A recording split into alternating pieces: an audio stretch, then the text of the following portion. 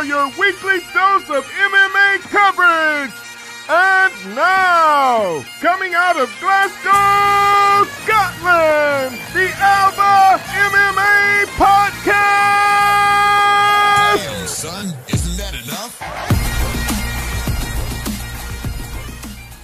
Nice one. So the Alba MMA podcast now with the Warrior, Albert Morales. How are you doing, my friend?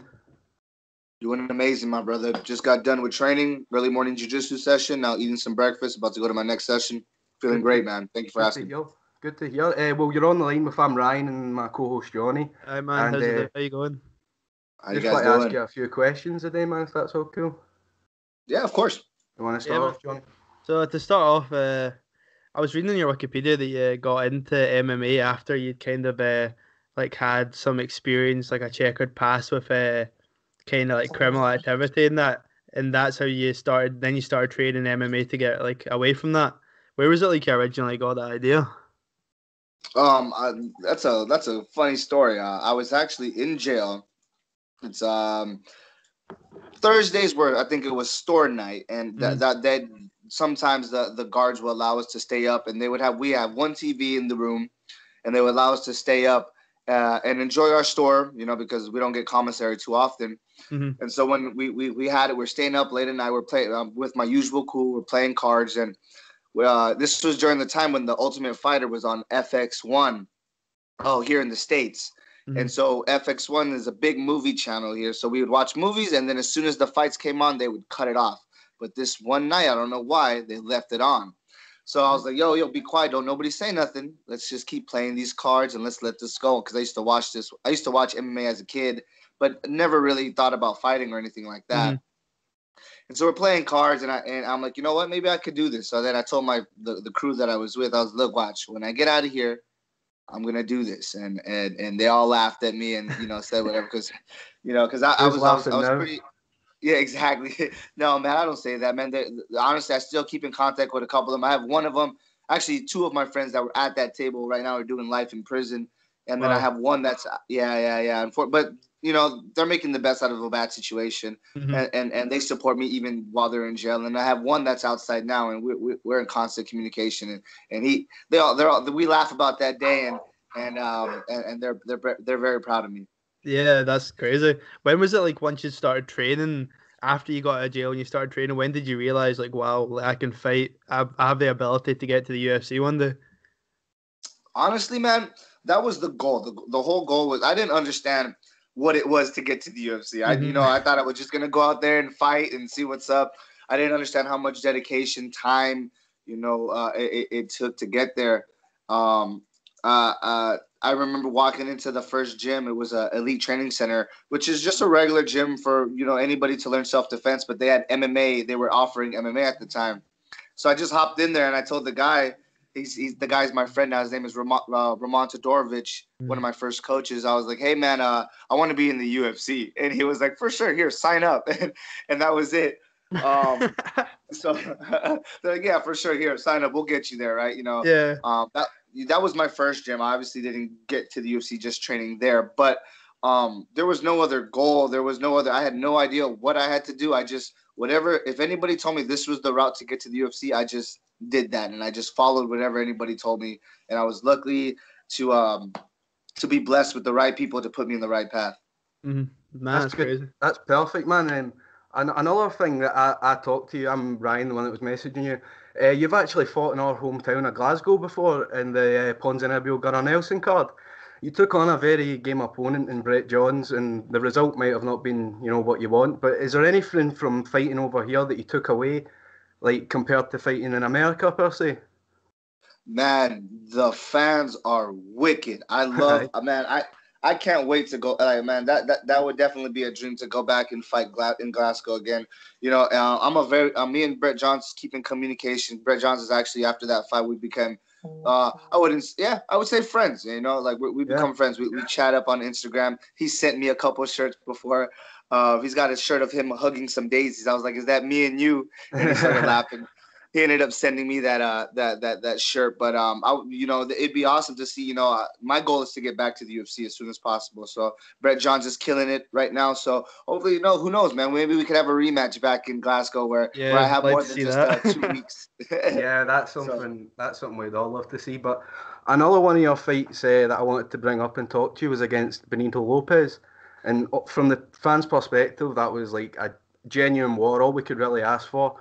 But in that fight particular, was there anything that surprised you about yourself? Because if I remember correctly, I think it was round 1, Lopez had a choke. I think it was like a one-arm guillotine, but it looked pretty deep.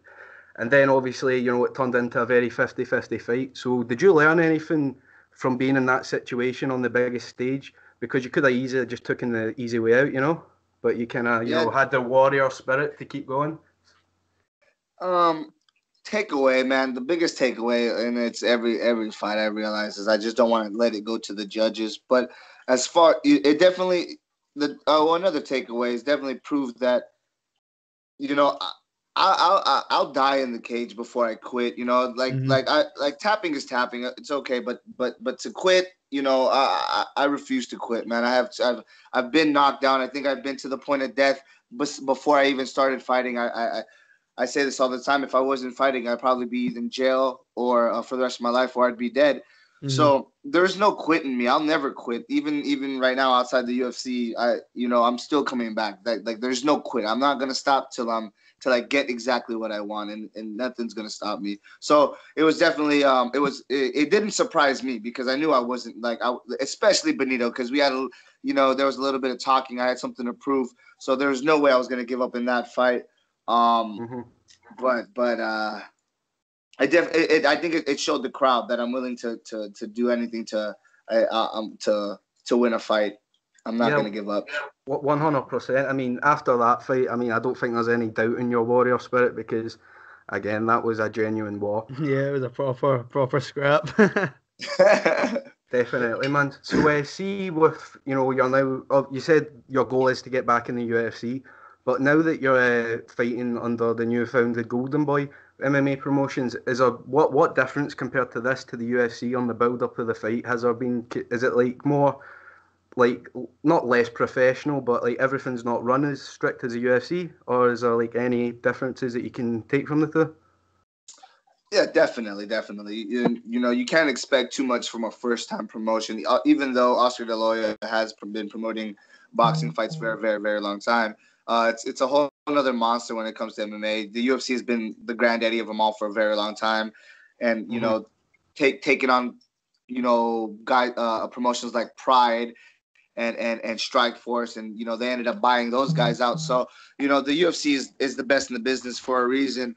So you can't really compare the two. But Golden Boy, I'm liking what they're doing. I understand they're trying to come up, and they're doing it. I feel that they're doing it the right way with a crazy super fight with Chuck Liddell and Tito Ortiz. And I think everybody's excited for that one.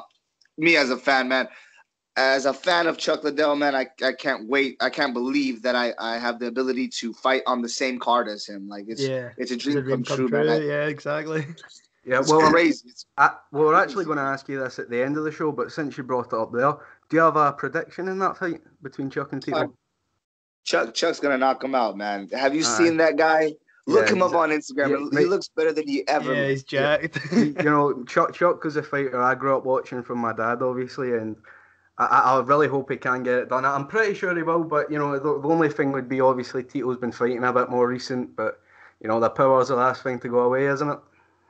Yeah, and honestly, I'm gonna be that guy. That Chael Sonnen fight was a little suspect, so I'm not gonna say it's 100%. I'm not gonna say it's 100% real fighting. Yeah, that one was a bit weird. Yeah. So you're currently fighting a bantamweight, and is fighting at 135 something you can see yourself doing for the rest of your career, or like do you expect in the future for it to be unsustainable and want to like move up to featherweight or something similar? Well, I definitely want to establish myself as the bantamweight champion of the UFC, or let's take away the title of the UFC. Like, I want to be known as the best bantamweight of my generation. That's what I'm looking for. I'm not looking for a title. I just want to be remembered once I retire, as I want young fighters to look up and say, hey man, you can take this away from this guy. This guy was the best at this, or take the warrior spirit away from it. I don't know, but I just want to be remembered as one of the best bantamweights of all time, and then the best bantamweights of my time. Mm-hmm. So I definitely want to make sure I secure the bantamweight division. But after that, man, I do want to fight everywhere, man.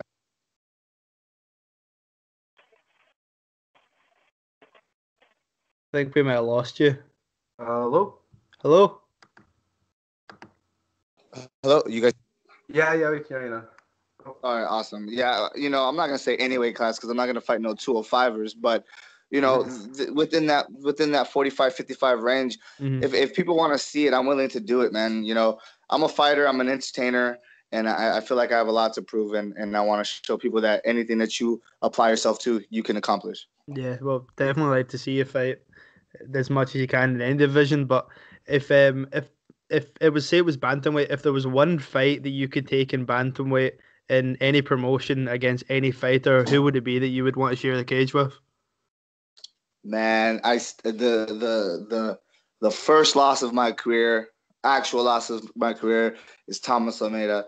I would love to fight that guy back in Brazil, in Sao Paulo, the same arena. If that would be a dream come true. That's the one fight that I said from the beginning, that's the fight I want back. And whoever has the title when that time comes, that's another fight that I would want. So whoever has the title, but number one, definitely I would love to fight Thomas Almeida again. Yeah, I'd love to see that. That'd be a good rematch. Yeah, that would be a rematch we'd love to see. But Albert, will you tell us about this fight have coming up, November 24th, taking place at the Forum in Inglewood, California. First of all, how's training been? Is the camp been going good? And does it feel like any different from maybe some camps in the past? Yes, man. This I feel like I've been in a 6-month camp. My last fight, I think, was in February or March. And as soon as I lost that fight, I was ready to get back in. I was just so frustrated. But I've been a part of 3 camps since then. I have a friend named Shayman Moraes who fights in the UFC as well. He was on the LA card, the Staples Center card, and now he's going to the MSG card next week. So I've been in his both camps, been his main training partner for those both camps, expecting hopefully something pops up for myself. Nothing was popped up. I was also in Bubba Jenkins' Brave. He fought for the Brave featherweight title. I was also in his camp. Yeah. So I've been in 3 back-to-back camps. I'm taking wear and tear. It's been 6 months. I've been waiting for a fight. Finally, I find someone that's willing to take the fight. But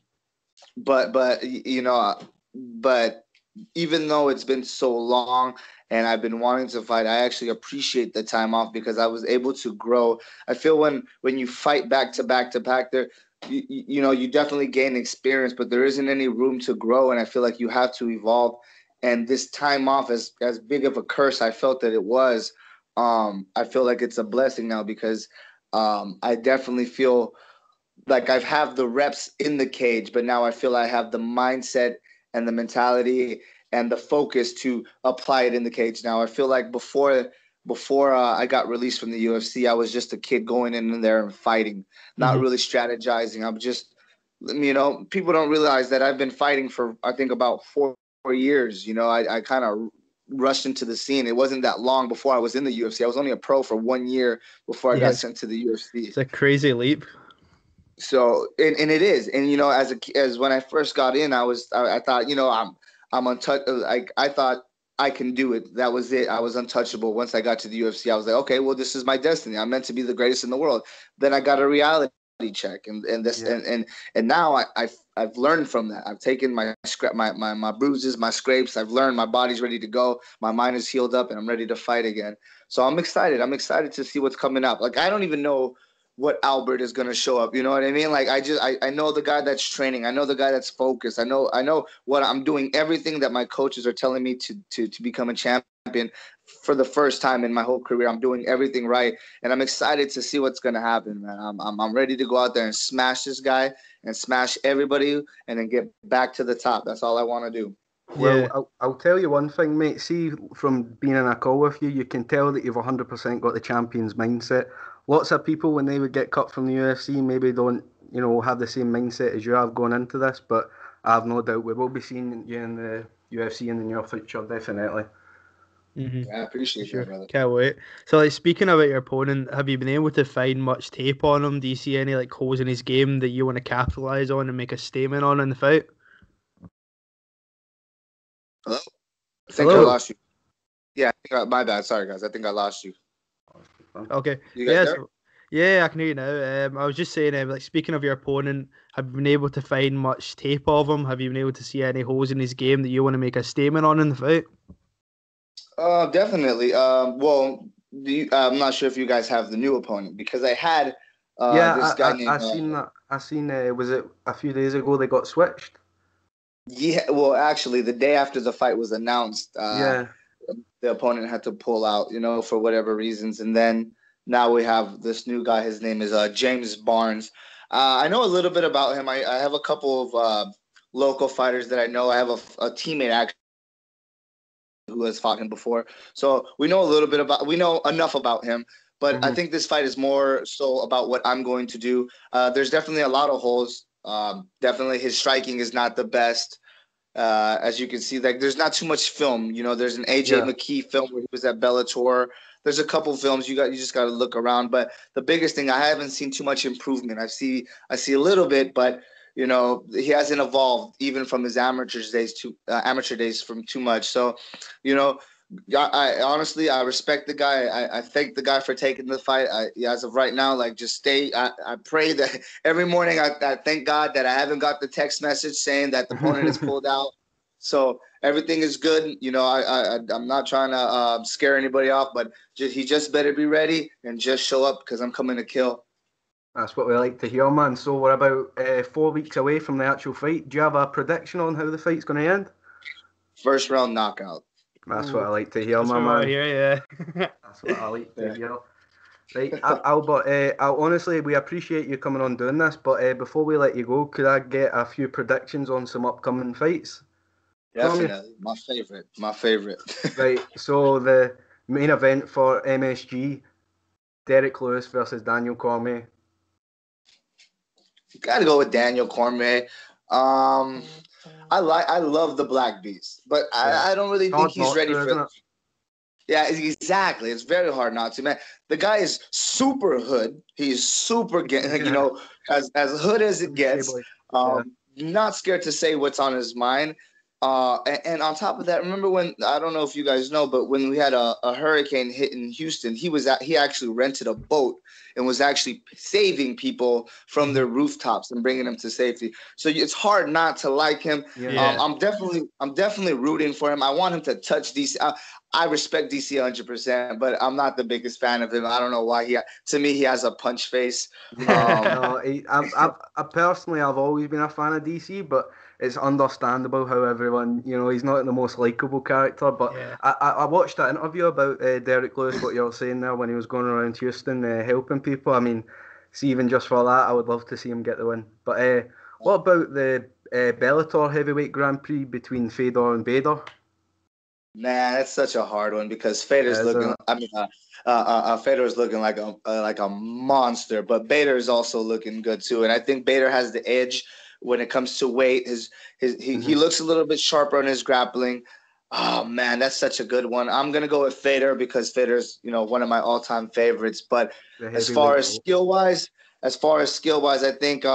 think Fedor's pressure actually ties into Ryan Bader's grappling, so I think it would favor Ryan Bader a little bit more. Even though Fedor is amazing on the ground as well, I just think that Ryan Bader on top right now is just killing people. I think I agree with you there. That one is probably one of the best Bellator fights we'll see in a while. But what about the return of John Jones facing Alexander Gustafsson? Who we got in that one? That's a tough one, man, because John Jones. We talk about ring rust and all that stuff, but John Jones came out and knocked out DC. Yeah. Obviously, he was on some kind of PEDs, and that can take it away. But he still looked sharp. He looked way better than he looked when he fought OSP, and I thought he didn't look too bad. He didn't look like John Jones, but he didn't look that bad against OSP as well. The OSP fight, that was still a brilliant performance by John, but I think because it was a late notice fight as well, people kind of just expected him to walk through OSP, but it's hard to fight OSP. He's a very awkward fighter, and especially fighting him on, I think it was like a week's notice or something like that. Yeah. You know, it's a hard. So, last prediction: Max Holloway versus Brian Ortega. That'll be a brilliant fight, I think. But Albert, who do you think's going to win that one? Man, I'm 100% biased. Brian Ortega is a very good friend of mine. We actually don't live too far from each other. That's my boy. Right, But I think Brian Ortega takes it. I think Brian Ortega is going to be the new featherweight king for a while. I feel like, you know, his jiu-jitsu is second to none. You know, it's a fight that I would love to see is Khabib versus that's what I was going to say though. Brian Ortega. Yeah, perfect matchup for Khabib. Nice guillotine versus a good single leg will be interesting to watch. Yeah, definitely. That would be awesome to watch. But as far his striking isn't the best, but he's willing to strike with you, as you saw when he knocked out Frankie Edgar and every other fight. He doesn't. It's not like he's shooting to get these guys to the ground. He's striking with them. 100%. He's also a very tall 45er. He's actually a big 45er too. He's massive. You know, I'm only one weight class lower than he is, and he's way bigger than I am. And I'm a big 35er. So, I don't know, man. My boy Brian is the truth for sure. See, I think I agree with you there, but Max Holloway is no joke. You know, if it goes, see, Ortega's striking has evolved so much each fight. It's crazy. You can tell that he's really been working on it. But yeah, man. Albert, my friend, thank you so much for doing this. Honestly, we really appreciate it, and hopefully, you know, you'll get that knockout first round, November, and maybe we'll get you on again sometime. Yeah, well, hey, afterwards, hit me up. We'll talk about the viral video that we're about to produce on November 24th. Perfect, my man. Looking forward all the best, my friend. Go get them. Thank you, guys. Have a great day, guys. Bye-bye. See you later, man.